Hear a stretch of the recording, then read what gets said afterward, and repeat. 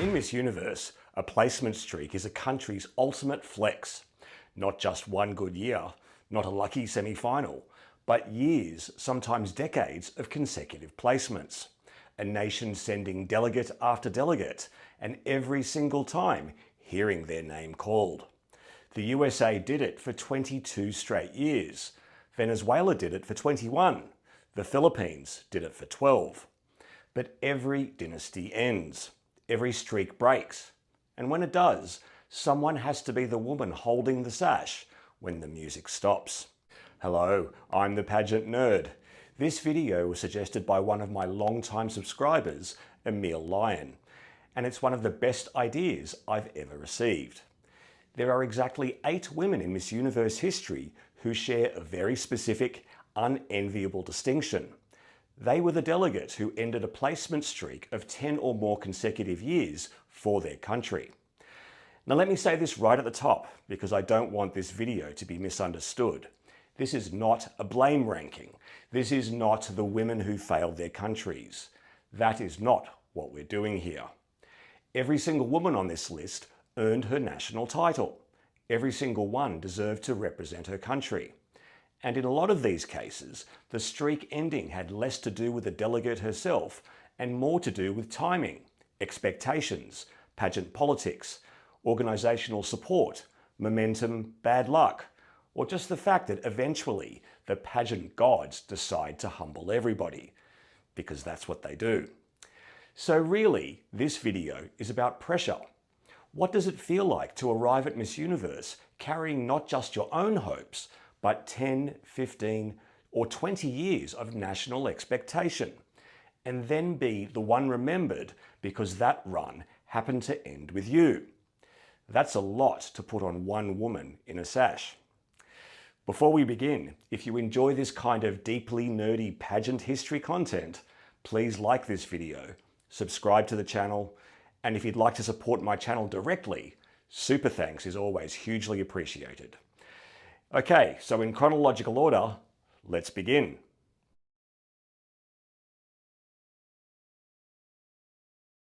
We're starting with the OG streak breaker in Miss Universe history. From the very first Miss Universe in 1952 through to 1961, Germany placed every single year.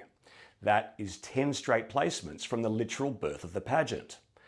And this wasn't just a cute little early era run. Germany had Marina Orschel as first runner-up in 1956, crowd favourite Gertie Daub, Miss Photogenic and fourth runner-up in 1957, and then in 1961, Marlene Schmidt won the whole thing. So by the time we get to 1962, Germany isn't merely doing well, it's coming in as a founding dynasty. And then Gisela Karschuck goes to Miami Beach and does not place. Now, because this is such an early era, there isn't a huge amount of surviving detail about her specific Miss Universe experience. This was long before the internet, long before fan forums, long before everyone was freeze-framing prelims walks and writing dissertations about evening gown choices. But honestly, you don't need all that to understand the pressure here. She was following a reigning Miss Universe. She was representing a country on a 10-year streak. And she became the first woman in Miss Universe history to discover that momentum is not an heirloom. You don't automatically inherit it just because the last girl did well. Germany did bounce back in 1963, making the top 15, but they never got back to that same early dynasty level. And I think Gisela's story establishes the emotional blueprint for this entire video. The delegate who follows the peak gets all the expectation and none of the grace.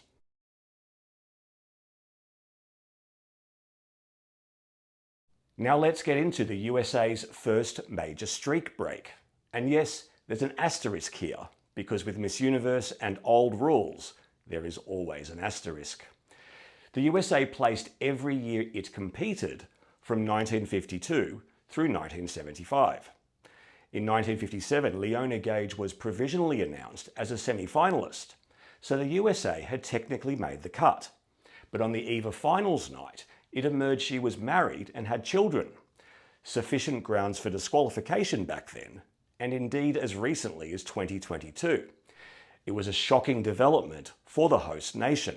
There was a very strong suspicion that Miss Maryland, who had been crowned Miss United States of America, was in fact married and the mother of 2 children. But we at that time gave you last night the first inclination that there might be a possibility she would be eliminated. So if you're counting pure on-stage results, the USA would have had 24 consecutive placements from the very beginning of Miss Universe through to the mid-1970s. That would still be the all-time record. But because 1957 officially goes down as a break, the real unbroken streak starts in 1958 and runs through 1975. 18 straight years. And during those 18 years, the USA was doing very USA things. Winning titles, stacking runner-up placements, and generally behaving like the semi-final round was their birthright. Linda Bement won in 1960, Sylvia Hitchcock in 1967. And right before the streak broke, Summer Bartholomew had gone second runner-up and won Miss Photogenic. So this wasn't a country in decline. Then Barbara Peterson goes to Miss Universe 1976 in Hong Kong and simply doesn't place, which is what makes this moment so historically important. Because 1957 was a disqualification scandal. 1976 was a clean, competitive miss. No technicality, no footnote, no, well, kind of. Just the USA didn't make it. And that had basically never happened before. Barbara Peterson isn't one of the more publicly visible women on this list in retrospect, but she absolutely deserves her due in pageant history, because she was the first American delegate to stand on that stage and prove something people had almost stopped considering possible. That Miss USA could, in fact, go to Miss Universe and not automatically place. And honestly, that's not a failure. That's just history being history.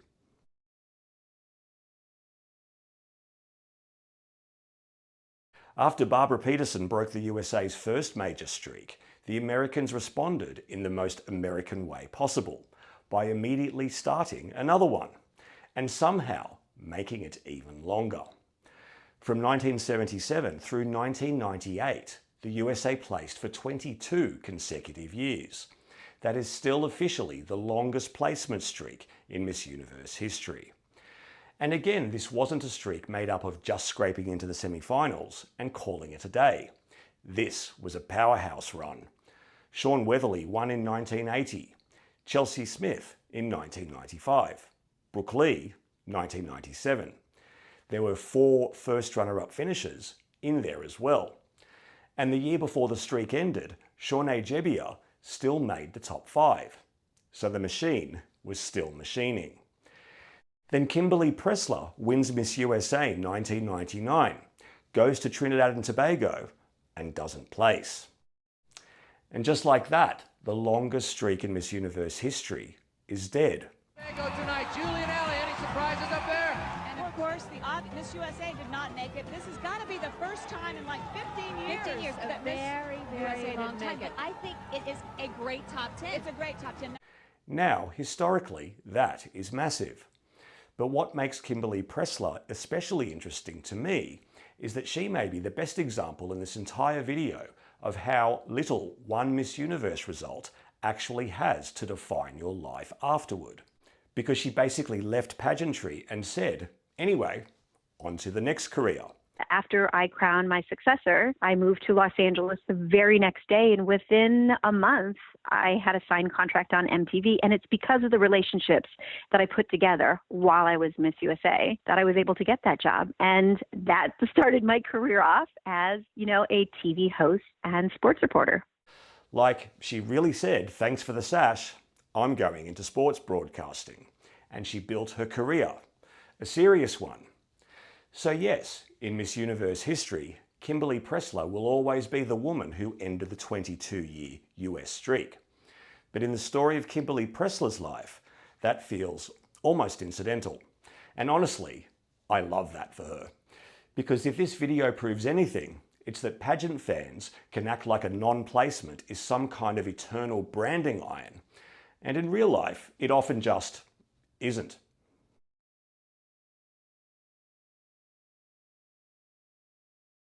India's run in the 1990s and early 2000s wasn't just strong, it was era-defining. From 1992 through 2002, India placed 11 consecutive times at Miss Universe. That streak gave us India's first two winners, Sushmita Sen in 1994 and Lara Dutta in 2000, plus a first runner-up and an almost back-to-back, a second runner-up and multiple top 10 finishes. This was the era when India became one of the most successful pageant countries in the world. Over the same period, India won Miss World four times. Unbelievable. It was glamorous, it was culturally significant, and it felt like the momentum might just keep going indefinitely.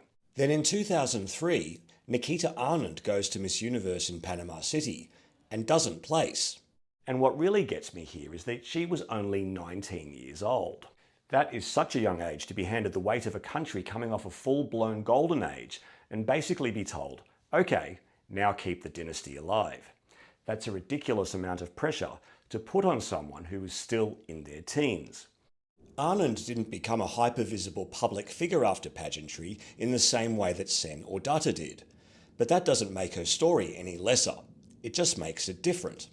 And I think hers is one of the clearest examples in this whole video of a point I really want to stress. Sometimes the delegate didn't end the era. Sometimes the era was ending anyway. She just happened to be the one standing there when the illusion of permanence finally cracked.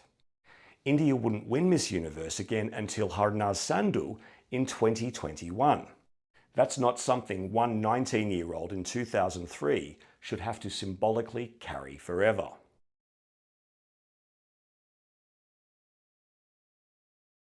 If you were a pageant fan in the early 2000s, this one was seismic. From 1983 through 2003, Venezuela placed at Miss Universe for 21 consecutive years. That is the longest non-US streak in Miss Universe history. And because it's Venezuela, of course the run is absurdly strong. 2 winners, 4 first runner-up finishes. And from 1991 to 2003, Venezuela made the question and answer round, the top 5 or top 6, every single year. Every single year. That is terrifying consistency. And then Karina Añez goes to Miss Universe 2004 in Quito, Ecuador. Ana Karina Añez, 19 Miss Venezuela. Venezuela, estamos de vuelta con más del Miss Universo 2004. Muchas sorpresas en ese cuadro de 15 semifinalistas. Venezuela no logró entrar, al igual que muchas de las grandes favoritas. Ya tenemos señal de satélite. Nos vamos directo a Ecuador. Fue la no clasificación después de 22 años consecutivos. Eso marcó un antes y un después en la historia del Miss Venezuela y por supuesto en la participación de la Miss Venezuela en el Miss Universo. Now here's why this hits so hard. Venezuela was coming off María Ángel Ruiz, placing first runner-up in 2003, one of 5 top 2 finishes from the previous 8 years. So this wasn't just a strong country having a random miss. This was a country that had become so synonymous with not just placement, but high placement. People genuinely expected Venezuela to be called no matter what.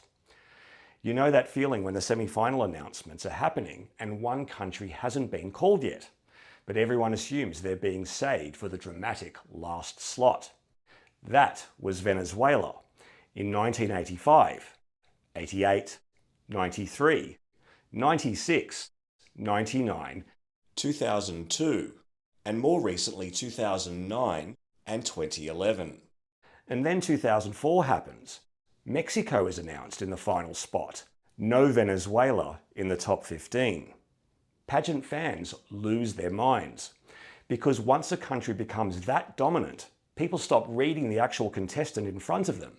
They start reading the sash, the brand, the mythology. And Karina Añez, who was only 19, was the one who had to absorb the shock when the mythology failed to protect her. Esos fueron momentos, esos fueron segundos de tristeza, de decepción, de malestar, de dudas, de, digamos, no saber qué es lo que estaba sucediendo, saber si era una broma o sea, fueron cosas tan extrañas que yo sentí en ese momento que, por supuesto, al bajar del escenario fue un mar de lágrimas. What I think is so important to remember is that her story didn't end there. She moved into television, trained in law, launched a business, built a family, and remained a public figure. And what Venezuela did in the 6 years after her non-placement was equally notable. 2 more misses, but also the first and so far only back-to-back victories in Miss Universe history. So the 2000s didn't signal a Venezuelan collapse. They showcased a country lurching between extremes in an increasingly competitive environment.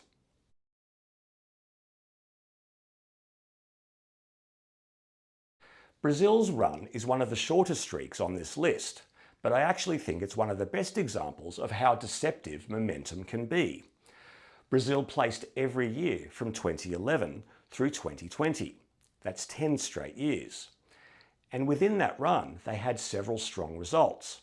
But most importantly, Julia Gama finished first runner-up in 2020, 1 spot from the crown, which, as we all know, is often the most dangerous possible result for the next delegate, because the fans immediately start acting like the crown, or at least the next placement, is now somehow overdue. And for a country that hadn't won Miss Universe since 1968, but had made the top 5 9 times, including 3 first runners-up, the impatience was unbearable. Then Teresa Santos goes to Miss Universe 2021 and doesn't place. To me, Teresa is one of the clearest examples of what I'd call the post-near-miss curse. When a country comes that close to winning, the next woman inherits all the expectation, all the projection, all the well after Julia commentary, but none of Julia's actual competitive momentum, because that's not how pageants work. You don't get bonus semi-final points because last year's delegate almost won. And what makes Teresa's story more significant in hindsight is that Brazil didn't just miss and recover immediately. It kept missing. 2022, 2023, 2024. So once you zoom out, Teresa's non-placement looks less like a one-off upset and more like the start of a genuine downturn, which again proves the larger point. Sometimes the streak breaker isn't the cause of the shift. She's just the first visible sign that the shift is already happening.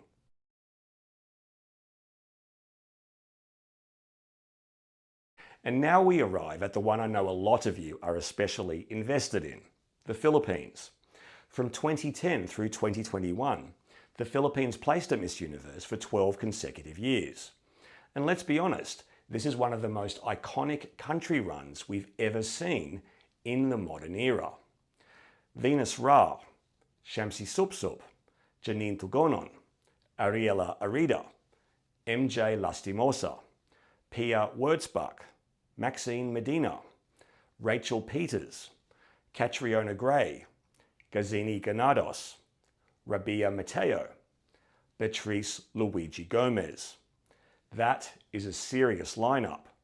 2 winners, a first runner-up, multiple high placements. And year after year, the Philippines proving this wasn't just fandom power. This was actual competitive might. Then comes Celeste Cortesi. She was already a credible title holder. She had pageant experience. She'd already competed internationally. But from the moment she was crowned Miss Universe Philippines 2022, beating none other than Michelle D in the process, there was a layer of scrutiny around her Filipino-Italian identity that made everything more complicated. Was she Filipino enough? Did she sound Filipino enough? Did people connect with her enough? Was she too Italian, too foreign, too this, too that? And to her credit, she answered that head on. Then she goes to Miss Universe 2022 in New Orleans, and the Philippines misses the semi-finals for the first time since 2009. And in the Philippines, that kind of result doesn't land quietly. Because in few countries is Miss Universe followed with quite the level of emotional investment, expectation, and intensity. A placement streak there doesn't merely become a statistic, it sets a national mood. So Celeste was carrying 2 separate burdens. First, identity scrutiny before the pageant, and then disappointment and blame after it. That is a brutal combination. And this is exactly why I refuse to frame her as someone who failed the Philippines. That's lazy, that's unfair, and it ignores the context entirely. What I find moving about her story is what came next. She spoke honestly about how difficult the experience was. I really put so much hard work and effort and time into this. And I really wanted to win, not just for myself, but also for my country. And I wanted to recognize the hard work of my team. You know, at the end of the day, we also need to understand that the judges were looking for something else. And I think Arboni deserves to win. And we all have to accept that. She received reassurance from people who actually understood what she'd gone through. And later, she gave back to the country in a meaningful, generous way through major earthquake relief support. To me, that matters, because in the end, national belonging isn't proved by a semi-final placement. And I think Celeste's story is a reminder of that.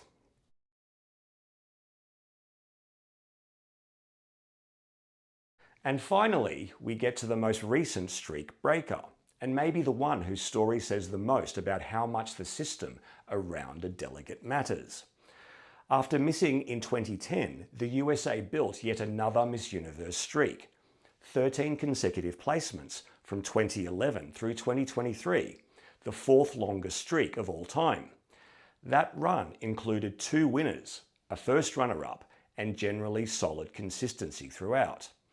So by the time Alma Cooper enters the picture, the USA is once again in one of its, well, obviously they'll place eras.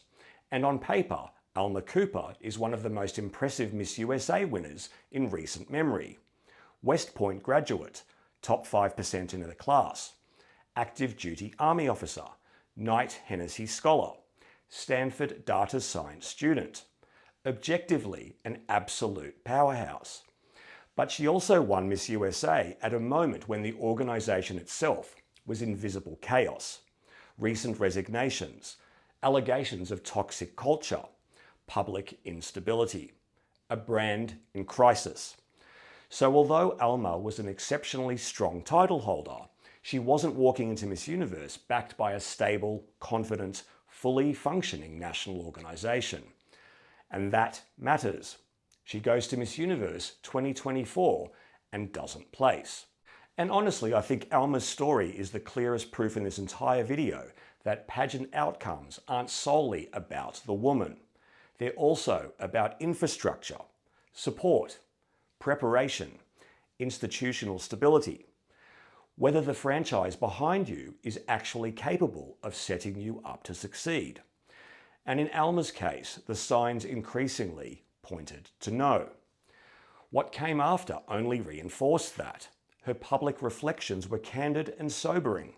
Her refusal to crown her successor said even more.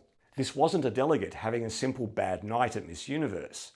This was a woman trying to navigate a title under extremely compromised circumstances. So when people reduce Alma Cooper to the woman who ended the USA streak, I honestly think that's far too simplistic. Her story isn't about being unworthy. It's about what happens when a very worthy delegate is sent to the world's biggest pageant by an organisation that appears unable to properly support her. That is a very different thing. So what do we take from all of this? A few things really stand out. First, following a peak can be dangerous. Several of these women came right after a win, a first runner-up finish, or some kind of national high point. And that makes sense to me, because after a country peaks, the next delegate often walks into Miss Universe carrying absolutely monumental expectations. The fans aren't assessing her on her own terms anymore. They're assessing whether she can maintain the fantasy that the country is somehow untouchable. And no delegate can really live up to that forever. Second, the USA is on this list 3 times. Now yes, that reflects American strength at Miss Universe, but it also says something about how visible and institutionalized the USA Miss Universe pipeline has always been. When the US succeeds, it succeeds loudly. And when it cracks loudly too. Third, these women's lives don't stop at the non-placement. Kimberly Pressler built a broadcasting career. Karina Añez built a multi-dimensional public life. Celeste Cortesi found her own way to serve. Alma Cooper continues to move forward with substance and purpose. Others chose quieter paths. And that's important because streak breaker sounds like the kind of label fandom wants to make permanent, but really it shouldn't be. And fourth, the delegate remembered for the end of the streak is rarely the whole explanation for why the streak ended. Sometimes the country bounces back instantly. Sometimes it takes years. Sometimes the miss reveals deeper structural problems. Sometimes the pageant just goes left. But the woman standing there at the end of the run becomes the symbol, whether she deserves that symbolism or not. And usually, she doesn't. Because the truth is, these streaks were always going to end. They had to. No country places forever. No sash guarantees immortality. And eventually, every pageant empire gets humbled. The tragedy is not that the streak ended. The tragedy is that pageant fans are often so invested in the streak that they forget that there's a human being standing underneath the sash when it happens. And that, to me, is the real story here. So now I want to hear from you. Which of these 8 women do you think had the tougher circumstances?